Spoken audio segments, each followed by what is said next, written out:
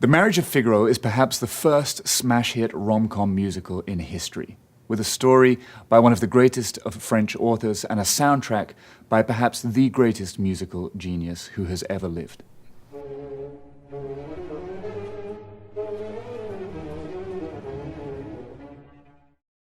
It was written in 1784, and pretty much every night since then is being performed somewhere on Earth. It is hugely popular, and that's for several reasons that I'd like to dig into in the next couple of minutes. But the author, Beaumarchais, Pierre-Augustin de Beaumarchais, in fact, he had written a trilogy of plays based on a character called Figaro, and these plays follow his escapades, his life, and stories.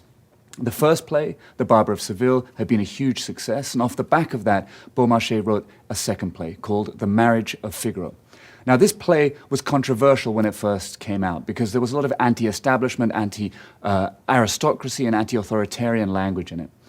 But Mozart picked this story, this successful play and controversial play, as the basis for his opera. But interestingly, he chose it not for the political scandal, which he actually stripped out of the text completely, but for the love story at the heart of the opera. And it was this that he focused on when he came to write the music. Now, the plot is a little bit convoluted and complicated, and I'm not going to get into all the twists and turns here. But at its heart, the story is a love story and focuses on two couples.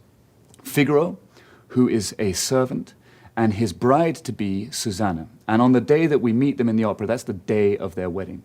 And the other couple is the Count, Figaro's boss, and the Countess.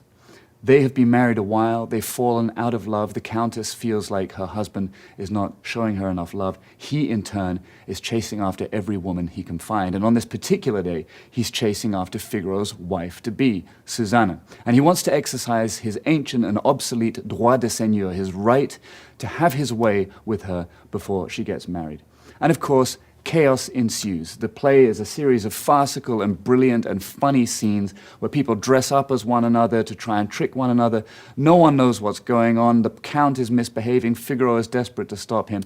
And at the end, all hell breaks loose at the end of the fourth act, just before the end of the opera. And it culminates in this exciting, tense music.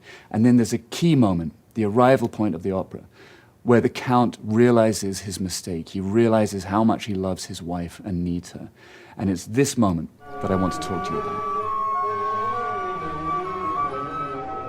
We arrive at a point just before the end of the opera with just a few minutes left. Chaos has ensued, everyone is on stage, some people are dressed up as other people, and the Count has been found out as a philanderer. Mozart uses tense chords to describe the situation.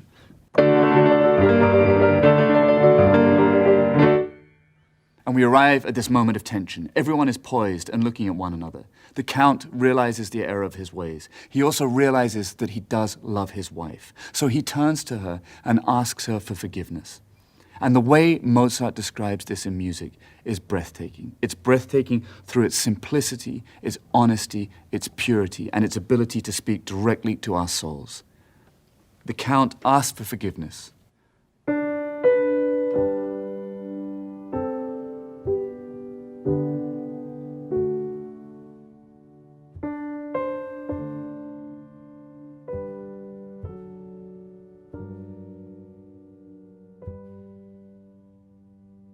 Time stands still.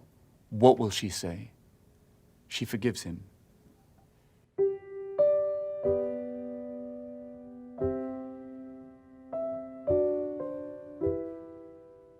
This moment shows how Mozart could use the simplest possible musical language to express the maximum amount of emotion at a moment in an opera. It's one of the many reasons he's one of the greatest opera composers ever to have lived, and why this story speaks through the generations to everyone. So The Marriage of Figaro is an enduring story about love. It's fun, and it's honest, and it's truthful. It looks at falling in love, falling out of love, hoping for love, needing love, everything in between. It's romantic, and it's current, and it's relatable. The text and the story itself are fun, but what takes it to the next level is Mozart's honesty, his clarity, his way to connect not just with the words, but directly with the heart, that he can tell you a truth that's beyond the words. And that's what makes opera special, and that's what makes this work, The Marriage of Figaro, one of the greatest creations in human history.